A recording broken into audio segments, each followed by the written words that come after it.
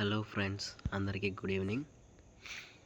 ఈరోజు అయితే republic day సందర్భంగా నేను ఎప్పుడో చేయాలనుకున్న వీడియో, కానీ రిపబ్లిక్ డే సందర్భంగా జనవరి 26 నాడు the Indian navy officer entry and notification నేను చేద్దాం అనుకున్నమాట.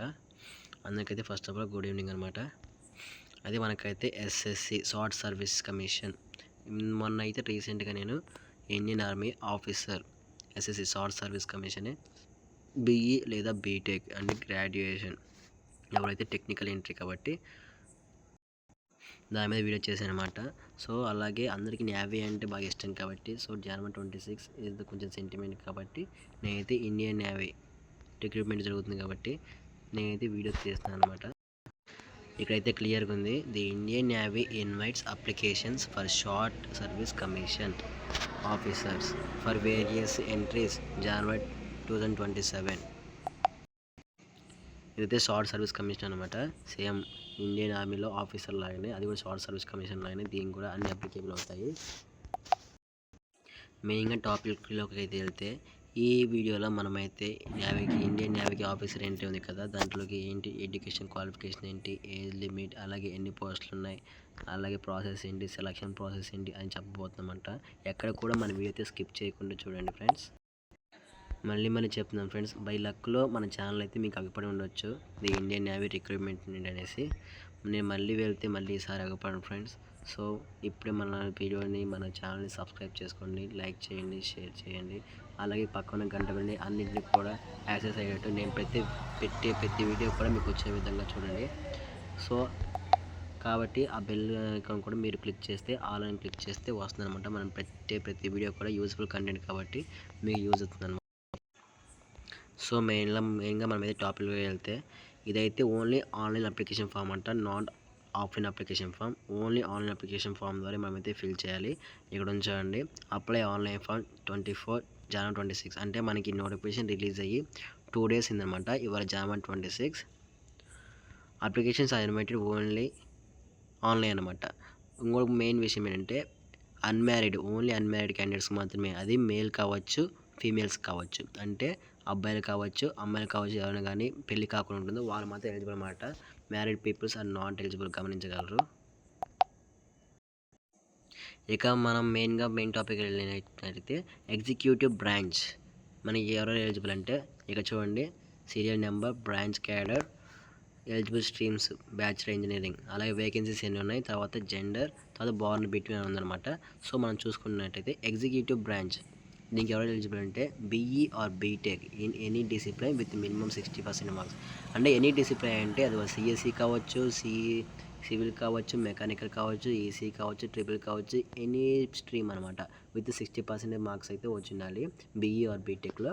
మన వేకెన్సీలు వచ్చేసి 76 ఇంక్లూడింగ్. ఇందుకు మెన్ అండ్ ఉమెన్ ఇద్దరు కూడా ఎలిజిబులే.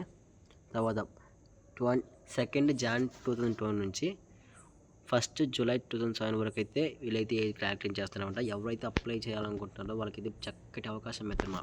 ప్లీజ్ ఖచ్చితంగా అయితే మిస్ చేసుకోవద్దు మాత్రం.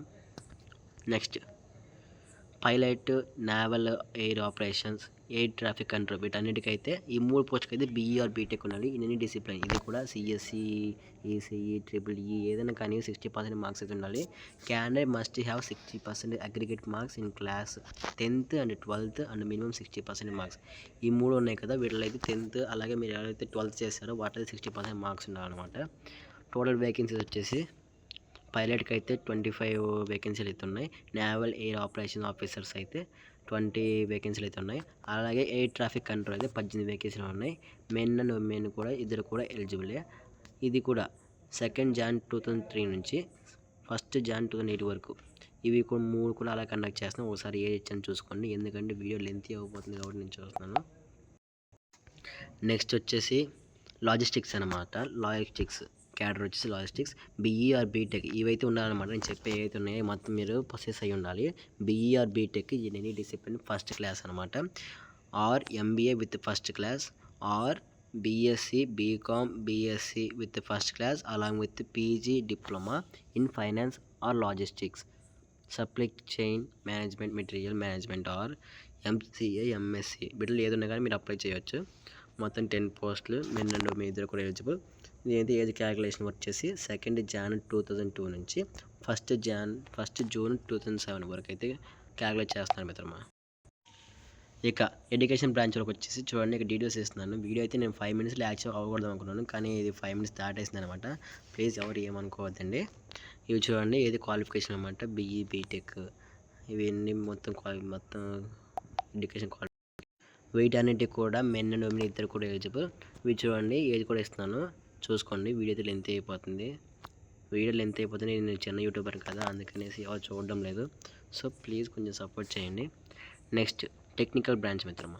టెక్నికల్ బ్రాంచ్ వచ్చేసరికి ఇక్కడ 7th serial number engineering branch, general service, BE or BTech with 60% marks, following streams. ఇక్కడ స్ట్రీమ్స్ ఇచ్చిన మిత్రం ఒకసారి గమనించు. Marine engineering, aerospace engineering, metallurgy engineering, instrumentation engineering, automobiles engineering, mechanics engineering. Men and women ఇద్దరు కూడా eligible. 42 vacancies ఉన్నాయి. ఇక్కడ age చూడండి, ఏజ్ ఎంత ఇచ్చారనమాట గమనించగలరు. సబ్మెరైన్ టెక్ చూడండి, ఇక్కడైతే ఇవి స్ట్రీమ్స్ అనమాట. ఇవి ఒకసారి చూసుకోండి. వీడియో అయితే లెంత్ అయిపోతుంది, సో అందుకనేసి నేను కట్ చేయడం జరుగుతుంది. నోట్, మనకి వేకెన్సీస్ ఇక్కడ నోట్ ఇచ్చారు చూడండి. వేకెన్సీ అనేది మొత్తం టెంటేటివ్ అనమాట. అవి పెరగవచ్చు, మ్యాక్సిమం పెరిగే ఛాన్సెస్ అయితే ఉన్నాయి, కానీ ఖచ్చితంగా పెరుగుతాయి కూడా. వన్ మోర్ థింగ్ ఏంటంటే మిత్రమా, చూడండి, ఎవరైతే అప్లై చేస్తున్నారో వాళ్ళు మాత్రం ఓన్లీ పోస్ట్ మాత్రం అప్లై చేయగలరు. ఇది మాత్రం కంపల్సరీ గమనించగలరు. నెక్స్ట్ వచ్చేసి ఎన్సీసీ. నాకైతే ఎన్సీసీ అయితే పిచ్చి అనమాట. నేను ఆల్రెడీ ఎన్సీసీ క్యాడెట్ని కాబట్టి చెప్తున్నా. ఎన్సీసీ ఎవరైతే సి సర్టిఫికేట్ అయితే హోల్డర్ అయితే ఉన్నారో, ఓకే, ఎన్సీసీ ఉన్న వాళ్ళకైతే చాలా అంటే చాలా మంచి ఆపర్చునిటీ అనమాట. ఎవరైతే ఎన్సీసీ వాళ్ళు చూస్తున్నారో, లేకపోతే ఎవరైతే ఆర్మీ ఆఫీసర్స్, లేకపోతే మీకు ఎవరైనా బ్రదర్స్ ఉంటారు కదా, ఎవరైతే నాకు డిఫెన్స్ అంటే పిచ్చి ప్రాణం కసి అనుకుంటున్నారో, వాళ్ళు ఎవరైతే ఎన్సీసీ చేస్తారో ఈ వీడియోని సెండ్ చేయండి. NCC C certificate with B grade ఉంటే వీరైతే మీకు కట్ ఆఫ్ మార్క్స్కి 5% అయితే ఇస్తున్నారంట. చూడండి, short listing SSB subject to meeting following criteria. ఇవైతే మీరు ఫాలో అవ్వాలి. ఎన్సీసీ సర్టిఫికేట్ అది కూడా నేవల్ అంటే వింగ్స్ ఉంటాయి కదా, ఆర్మీ, నేవీ, ఎయిర్ ఫోర్స్, ఆ ఏ వింగ్స్ అయినా సరే ఏదైనా పర్లేదు. NCC certificate with B grade C certificate కావాలి. Not served less than 2 academics అంటే మొత్తం ఏబిసి మొత్తం 3 సర్టిఫికేట్లు ఉంటాయి అన్నమాట. అవి 3 years చేస్తారు. So not less than 2 years అంటే మనం ఇది ఉంది కదా. ఓకే, సో ఎన్సీసీ సర్టిఫికేట్ మీద ఇదనమాట. C certificate should be dated prior to 1 Jan 2024. Okay, next note, ఇప్పుడు ఒకవేళ ఎన్సీసీ సర్టిఫికేట్ మీరు పెట్టారనుకోండి, మీరు ఒకవేళ కట్ ఆఫ్ రీచ్ అయిపోయారనుకోండి, తర్వాత ఒకవేళ అది ఫాల్స్ అని తెలిస్తే మాత్రం మీ మీద అయితే క్రిటికల్ యాక్షన్ తీసుకుంటారు. అది మాత్రం కన్ఫర్మ్ అని చెప్తున్నారు ఇక్కడ నోట్ మాత్రం.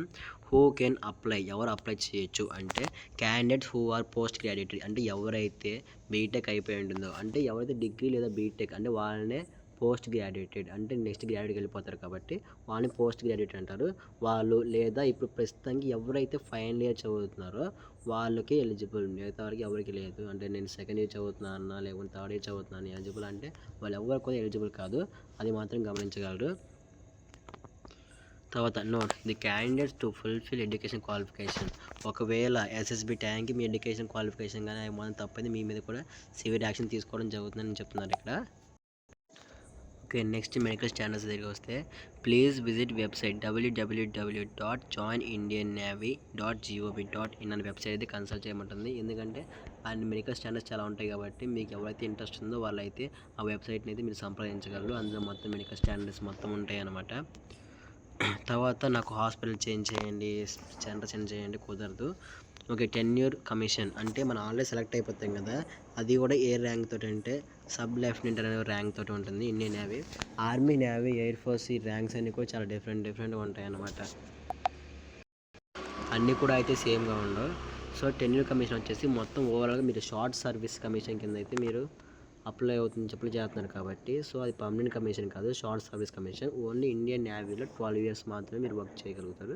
నెక్స్ట్ మీ ఫిట్నెస్, మీ మెడికల్, తర్వాత మీ పర్ఫార్మెన్స్ని బట్టి +2 years మీరు ఉండాలనుకుంటే మీరు +2 years చేస్తారు. అప్పుడు ఇంకా పర్మనెంట్ కమిషన్ చేయాలంటే చెప్పాం కదా, మెడికల్, విల్లింగ్నెస్, తర్వాత మీరు ఫిట్గా ఉన్నారా లేదా అని చెక్ చేసి మీరు పర్మనెంట్ కమిషన్ చేస్తారు. సెలక్షన్ ప్రొసీజర్ వచ్చేసరికి మీకు ఎస్ఎస్బి ఇంటర్వ్యూ కరెక్ట్ చేస్తారు. ఎవరైతే అప్లై చేశారో వాళ్ళందరినీ షార్ట్ లిస్ట్ చేస్తారు. అందరూ షార్ట్ లిస్ట్ అవుతుంటే అందరూ అవ్వరు మిత్రమా, ఒకసారి గమనించు. ఎవరైతే షార్ట్ లిస్ట్ చేస్తారో వాళ్ళకి మాత్రమే కాల్ లెటర్ వస్తుంది. కాల్ లెటర్ అంటే ఈమెయిల్కి మెసేజ్ వస్తుంది అనమాట.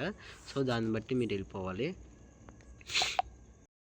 సో ఫైనల్గా వచ్చేసి ఫైనల్ టచ్ ఏంటంటే ఎస్ఎస్బి ఇంటర్వ్యూ ఎలా ఉండబోతుంది. ఇది కూడా సేమ్ ఇండియన్ నేవీ ఎలా ఉండబోతుందంటే ఎయిర్ ఫోర్స్ లాగే ఉండబోతుంది అనమాట. ఎయిర్ ఫోర్స్ అంటున్నాను, సారీ ఫర్ ద మిస్టేక్.